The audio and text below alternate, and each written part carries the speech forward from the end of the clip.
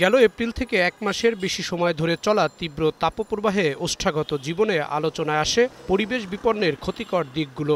সামাজিক বনায়ন থেকে শুরু করে কোনো প্রকল্প বা স্থাপনার কাজ শুরু হলেই অবাধে গাছ কেটে নষ্ট করা হয় পরিবেশের ভারসাম্য।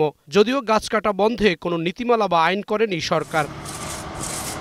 এমন প্রেক্ষাপটে পরিবেশবাদী সংগঠন human rights piece for Bangladesh গাছ কাটা বন্ধে উচ্চ ক্ষমতা সম্পন্ন একটি কমিটি গঠনের নির্দেশনা চেয়ে হাইকোর্টে রিট দায়ের করেন। মঙ্গলবার বিচারপতি মোহাম্মদ খসরুজ্জামান ও বিচারপতি জাহিদ সারোয়ার কাজলের হাইকোর্ট বেঞ্চ রিটের শুনানি করে রুল জারি করেন।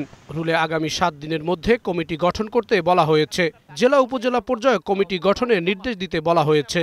সরকারের বিভিন্ন জায়গায় গাছ কাটা, বিশেষ করে ব্যক্তিগত গাছ ব্যতীত, এটা নিয়ন্ত্রণে কেন কমিটি গঠন করার নির্দেশ দেওয়া হবে না, এবং আপনার পরিবেশ সচিবকে বলেছেন যে 7 সদস্য বিশিষ্ট কমিটি গঠন করার জন্য নির্দেশ কেন দেওয়া হবে না, যেখান থেকে ঢাকা শহরের গাছ কাটার জন্য পারমিশন নিতে হবে। ডিসি এবং ইউনোদেরকে একটা সার্কুলার ইস্যু করার জন্য যে তারা যেন ওই স্ব জেলা এবং উপজেলায় 7 সদস্য বিশিষ্ট একটা কমিটি গঠন করে দেন, যে কমিটির অনুমতি নিয়ে এই গাছগুলো কাটা হবে।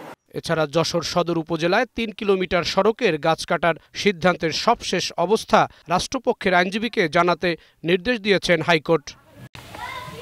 জাহিদ হাসান, এখন, ঢাকা। শিয়া বাটার, অ্যালোভেরা ও ভিটামিন ই সমৃদ্ধ লিলি বিউটি সোপ।